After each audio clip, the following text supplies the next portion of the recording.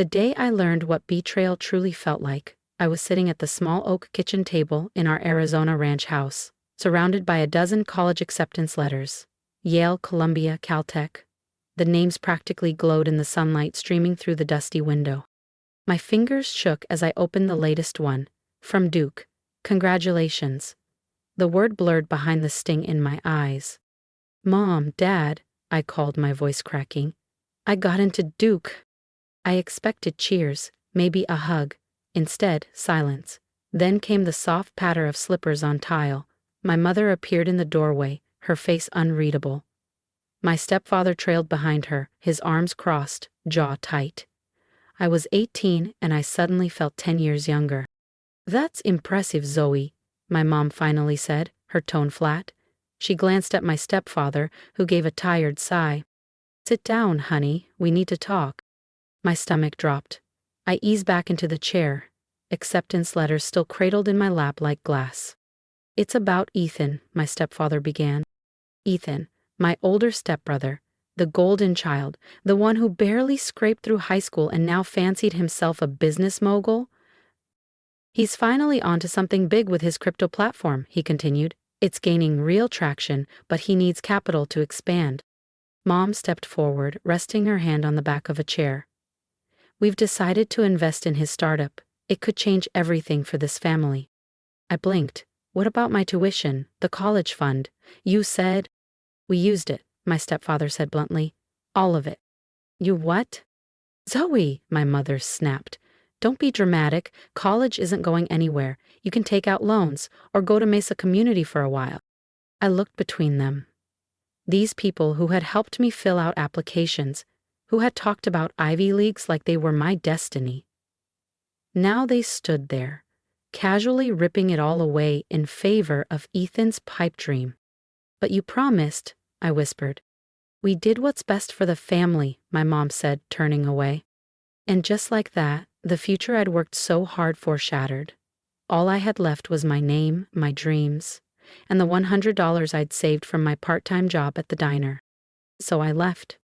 Again. Ethan had always been their golden boy. 3 years older than me, he'd dropped out of community college to chase one big idea after another. While I spent my high school years pulling straight A's, leading the science club, and winning scholarships, Ethan drifted from one failed app concept to the next. Each time, he'd pitch my parents some grand vision, some guaranteed breakthrough, and every time, they opened their wallets like he was the second coming of Steve Jobs. How much? I asked. My voice was low, cold. What? My stepfather gave me a confused look. How much of my college fund did you give him? My mom shifted, looking anywhere but at me. All of it. The number made my throat tighten.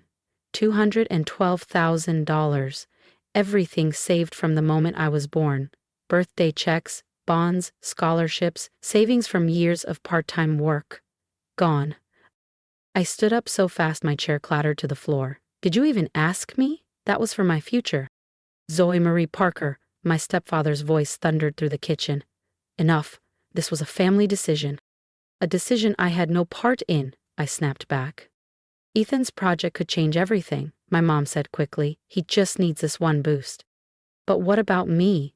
My Duke acceptance, my dream? My voice cracked. My stepfather's jaw tightened. If you can't see that this is what's best for the family, maybe you're not ready for adult decisions. Cool off in your room. I stared at them, at their disappointment, not in what they'd done, but in me for questioning it. And that's when it hit me. I'd never really been part of the plan. I was the reliable one, the safe bet, the one they could sacrifice.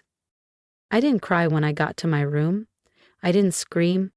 iPad, jeans, hoodies, toothbrush, laptop, passport, birth certificate, the prepaid emergency credit card my aunt gave me last Christmas, and, from my nightstand drawer, the $100 I hadn't deposited yet, tutoring money I planned to use for a Duke hoodie. I paused only once, watching from the window as Ethan's Tesla pulled into the driveway, all confidence and grins. My parents lit up as he walked in. Their golden boy. They didn't even knock on my door. I sat at my desk and opened my laptop. First, an email to Duke. Dear Admissions. With deep regret, I must decline your offer. Due to unexpected financial hardship, I will be unable to attend this fall. Thank you for the opportunity. Sincerely, Zoe Parker. Next, a short message to my parents. You've made your choice, now I'm making mine. Don't look for me. Then I powered off my phone, yanked out the SIM, and tossed it in the trash. I slung my backpack over my shoulder, gave one last glance to my trophies and certificates, evidence of a life spent trying to win their approval, and climbed out the window, just like I did when I was 14 sneaking out for stargazing nights. My feet hit the ground. I didn't look back. In my pocket was $100. In my heart was the fire of a girl determined to rise without help, without praise, and without family. I didn't know then that in 10 years I'd be sitting across from them in a boardroom, their desperate eyes begging for a lifeline from an investor they didn't recognize as their daughter. But first I had to become her, one bold step at a time. They wanted to bet everything on Ethan. Fine. I'd bet everything on myself. And I wouldn't need their $212,000 to do it. The first night of freedom tasted like lukewarm coffee and adrenaline. I sat in a 24-hour diner just outside Phoenix, Arizona. My backpack rested against my legs like a safety net, while my phone screen dimmed to black, battery finally dead. Before it shut off, I saw the tally: 12 missed calls from Mom, 4 from my stepfather, and 1 smug text from Ethan. Don't be dramatic, Zoe, come home. I ordered another cup of coffee. My fingers trembled as I spread my remaining cash across the chipped Formica tabletop. $86.27. The bus ticket from Mesa to Phoenix had taken more than I expected. Refill, hon? The waitress asked, balancing a tray of hash browns. Her name tag read Irene, 5 faded stars below it. Thanks, I said. Then, a pause. Are you guys... Hi. She raised an eyebrow, eyeing the tailored blazer, the laptop, and the nerves I couldn't hide. Kitchen help, she finally said. Graveyard shift, $12 an hour plus pooled tips. I nodded. I'll take it. There's a weekly rate motel down the road. Tell Dave I sent you. He'll knock $20 off. That night, in a motel room that smelled like bleach and desperation, I flipped open my laptop. My acceptance letter to Duke was still tucked into the side pocket of my bag, a relic of the life I'd left behind. As I stared at it, something sparked. I used to tutor kids in chemistry and calculus. Wealthy families from Scottsdale who wanted to see results. I charged $60 an hour. They always came back for more. Now, I saw the opportunity. I opened a blank doc and started typing. Clear path tutoring, elite academic coaching by a Duke-admitted scholar. I worked through the night. Using my web design skills from AP Comp Sci, I built a simple site, polished the wording, then spent $30 at a print shop down the block for business cards. For the next 6 months, I lived on 4 hours of sleep and 2 jobs. From 10 p.m. to 6 a.m., I scrubbed dishes and prepped orders at the diner, learning inventory, margins, and staff dynamics from Irene, who turned out to be a former accountant who bought the place after a divorce. From 9 a.m. to 5 p.m., I took on tutoring clients. My first was the son of a motel guest, struggling with AP Bio. Word of mouth spread like wildfire. Within weeks, parents from wealthier parts of town were paying me to drive out and coach their kids. They didn't care about my name. Zoe Parker became Z Carter. A fresh identity for a fresh start. By month 3, I was making more in a week than I had in a month at the diner. I quit the kitchen job, though I still dropped by every Sunday to help Irene with her books. She'd become my unlikely mentor. You've got a head for numbers, she said once. But you're dangerous because you actually give a damn. She was right. My students didn't just want help, they wanted hope. A chance to break into elite schools just like I once dreamed of. And I knew how to get them there. One afternoon, while helping a student draft a personal essay, his mom looked up from her phone and said, half joking, "If only I could clone you, every parent in Phoenix would pay for another you." That night, I couldn't sleep. Cost myself? No. But scale? Absolutely. I messaged a few peers, students who had deferred Ivy League admissions or were on gap years and needed income. I offered them 70% of client fees to work under my brand, using my methods and materials. I'd handle marketing, scheduling, and client outreach. Within 2 months, ClearPath Tutoring had 5 tutors. By month 6, we had expanded to Tempe, Flagstaff, and even Las Vegas. My first $100,000 came faster than I could have imagined, split between tutoring and smart investments in undervalued edtech stocks I learned about from clients' parents. I lived simply. Cheap rent, no car, no splurges.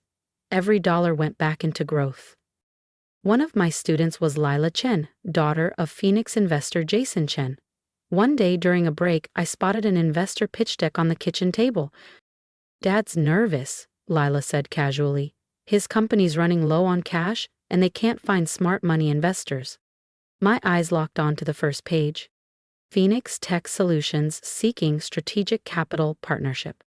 And just like that, I saw the next level. If you felt the sting of being underestimated and dreamed of turning it into your greatest strength, make sure to subscribe so you don't miss what Zoe does next. Because this story is just getting started. The new energy storage venture was collapsing under its own weight, but Ethan was in too deep to back out. It was eerily familiar. Energy storage, just like his last dozen revolutionary ideas. That night, I stayed up researching Chentech's prototype, the one I saw on Jason Chen's desk. By sunrise, I knew 2 things. First, their core tech approach was fundamentally flawed. And second, I knew exactly how to fix it. It took me 3 weeks to land a meeting with Jason Chen, leveraging every relationship I'd built through my tutoring clients and mentors. When I finally sat across from him in his sleek downtown Phoenix office, he looked intrigued but skeptical. "Miss Carter," he said, steepling his fingers, "my daughter says you're brilliant, but what makes you think you understand high-level energy storage?" I opened my laptop and started my presentation. 4 hours later, he wasn't skeptical anymore. His tone had changed. "You want in?" he asked. "I'll offer 30% equity if you can deliver." I countered immediately. "Make it 40% and give me full control of the technical side." He agreed. 6 months later, Chentech's updated system, designed under my direction, was making headlines as the future of energy storage. The technology Ethan had always dreamed of creating, I'd actually brought it to life, not with a handout, with a pitch, a prototype, and results. My net worth hit 9 figures, seemingly overnight, but I didn't stop there. Using Chentech's credibility as a launchpad, I began quietly acquiring distressed tech startups in the energy sector. Each acquisition was made through layers of holding companies, trusts, and private capital networks. Zoe Parker disappeared from the business scene entirely. Z. Carter, founder of ClearPath Holdings, took her place. I moved from Phoenix to Los Angeles to San Francisco, always staying ahead of any family connections that might catch on. I didn't want their attention. Not yet. But I watched them. Through carefully planted contacts and private reports, I kept track of my family's slow collapse. Ethan's ventures failed, again and again. My parents sold properties to cover the losses. The Parker family name, once respected in Arizona's business scene, was now whispered with pity. Then, one Monday morning in my penthouse office in Soma, my assistant laid a file on my desk. "You'll want to see this," she said. I opened it and smiled. Parker Innovations is seeking investors. They were desperate, barely solvent. Ethan had convinced them to take one last shot, with tech eerily similar to the system I'd perfected with Chentech. My father was meeting with potential investors that Friday. "Set a meeting," I said. "Use ClearPath Holdings. Let's see if they recognize the daughter they wrote off." The Parker office hadn't changed. Same steel and glass facade, same fake modern art, same receptionist who didn't even look up. But everything else had. I stepped through the doors in a tailored navy power suit. My heels echoed with confidence. 10 years ago, I left with $100 and a shattered dream. Now I was here to buy the company that threw me away. "Miss Carter," a young assistant greeted me. "They're waiting for you in the conference room. May I take your coat?" I handed it to her without a word. "Would you like coffee?" "Green tea, no sugar, steep it exactly 4 minutes," I said, not missing the irony. My mother used to roll her eyes at my obsession with precision. In the elevator, I took a breath. This was it. The doors opened, revealing my father, Gregory Parker, at the head of the long table, my mother beside him, still perfectly put together, though her smile didn't reach her eyes, and Ethan, arms crossed, legs stretched, eyes glued to his phone. Miss Carter, my father stood, offering a handshake. We've heard impressive things about your firm. I shook his hand, it trembled slightly. Let's begin, I said, sliding my laptop open and casting charts onto the screen. Your company's decline began almost exactly 10 years ago, tied directly to a string of reckless investments. Etone shifted, he recognized the tone, the logic, the precision. He just didn't recognize the woman delivering it. My mother's perfectly manicured fingers tapped a slow, nervous rhythm against the mahogany conference table. We took some calculated risks, my father said, trying to regain control. Calculated? I arched an eyebrow. Like investing $212,000 into an unproven energy storage concept? The room went silent. That number, the exact amount of my stolen college fund, hung in the air like a silent accusation. How did you? Ethan began, but the words died on his tongue. I rose and walked to the tall windows overlooking the city skyline. The same skyline I used to dream about from a secondhand dorm catalog I never got to use. Tell me, Mr. Parker, I said, not bothering to call him Dad. What would you say was your biggest business mistake? My father cleared his throat, perhaps expanding too quickly into high-risk markets. No, I said, turning to face them. Your biggest mistake was sitting in this very room 10 years ago, thinking your daughter would simply disappear. Color drained from my mother's face. Ethan's phone slipped from his hand and hit the table with a dull clatter. My father just stared. Something in his eyes shifting. Zoe, he whispered. Is that really you? I smiled. Hello, Dad, Mom, Ethan. Their stunned silence was everything I'd imagined and more. This is ridiculous, Ethan said, his voice shaky. You're Z. Carter? The founder of ClearPath? Actually, I said, sliding a document across the table, it's Zoe Parker Carter now. I legally changed it years ago. You'd know that if you'd ever truly looked for me. My mother blinked back tears. We did look. No, I interrupted. You waited a few weeks maybe. Then you assumed I'd come crawling back when the money ran out. I turned to Ethan.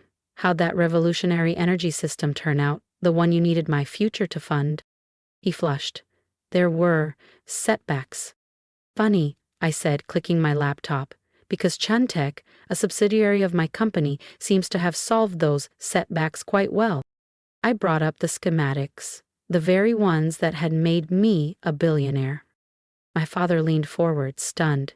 You own Caltech? Among other things, I replied. ClearPath Holdings, Brightline Capital, Elite Academic Consulting, and, as of last quarter, 40% of Parker Innovation's outstanding debt. The room unraveled. Ethan stood, knocking over his chair. My mother covered her mouth with trembling hands. My father looked down at the table, seeing the wreckage of his empire, and the daughter he'd underestimated. Why, he finally asked, why not just tell us who you were? I met his eyes. Because I needed you to see me, not as a daughter you could guilt-trip or ignore, but as the investor holding the future of your company in her hands. What do you want? Ethan snapped. Revenge? I laughed. If I wanted revenge, I would have bought you out in secret and shut you down in one press release. I stood, adjusting my blazer. No, I'm here to fix what you broke. But there are conditions. My father sat straighter. What conditions? First, Ethan's out. No more executive roles, no more visionary investments. He doesn't touch another company dollar. Ethan opened his mouth to argue, but Dad held up a hand. Continue. Second, you both retire. You've done enough damage. Parker Innovations needs new leadership, not nostalgia. My mother looked like she might faint. And third, I said softly, you admit that sending me away was the best thing you ever did, because everything I've built, I built without your money, without your name, and without your approval. Silence. My empire glowed behind me on the conference screen. My mother's eyes welled. Ethan finally understood the truth. Do we have a deal? I asked. My father gave a slow, heavy nod. We do, Miss Carter. Good, I said, gathering my things. Contracts will be delivered tomorrow. I paused at the door. Oh, and Mom? That community college you recommended? My foundation just donated a new science wing there. I left the building that once represented everything I wasn't allowed to be, and stepped into the black car waiting at the curb. Maria sat inside, still sharp in her crisp suit. How'd it go? She asked, handing me a perfectly steeped green tea. Just like we planned, I said, smiling, though I think we'll leave the diner chapter out of the company biography. She laughed. Fair enough, but you know it's where this all started. I nodded, taking a sip. And where I stopped waiting for permission to be great. Are you sure about this? Maria asked, glancing at me as our car pulled away. Saving their company after everything they did? I looked back at the Parker Innovations building, soon to be Parker Carter Technologies, thinking about the scared 18-year-old who had left home with just $100 and a fire in her chest. You know what I learned in that diner, Maria? I said quietly. Sometimes the best revenge isn't tearing others down. It's building something so undeniable, they're forced to face what they threw away. And did they? She asked. I smiled, remembering my father's stunned silence, my mother's tearful stare, Ethan's shattered pride. They will, I said, every time they see the name on the new letterhead. You kept the Parker name? Of course, I replied, opening my laptop to check the markets. I did say I'd help the family business, just on my terms. As we drove past the skyline that once felt unreachable, I thought of the Duke acceptance letter framed in my office, right beside my first business license, my first $1 million check, and a name tag that read Z, Night Shift. Because sometimes the best future isn't given to you. It's built $1 one dream, in one relentless step at a time. Thank you for listening to my story, for walking beside me through the quiet heartbreaks and the loud victories. I didn't tell it for pity. I told it because I know I'm not the only one who's ever felt overlooked, underestimated, or replaced by someone who didn't earn what they were given. If my story spoke to you, leave a comment below. Tell me what part hit you the hardest. Tell me if you've ever been in my shoes, or if you're still trying to find your way out of them. I read every message. And if you believe in second chances, in building something from nothing, in rising after being written off, hit that subscribe button and join me here. This channel isn't just about stories, it's about truth, grit, and the quiet strength inside people like us. Here's my advice. Stop waiting for permission to become who you already are. The world won't always cheer you on. Sometimes the very people who should believe in you won't. That's okay. You don't need their applause. You need your own belief, your own fire, your own first step. Whether you're starting with $100 or a broken heart, remember this. You are not defined by what they gave you, but by what you choose to create. So stick around, because if you think this story was powerful, the next one might just be yours.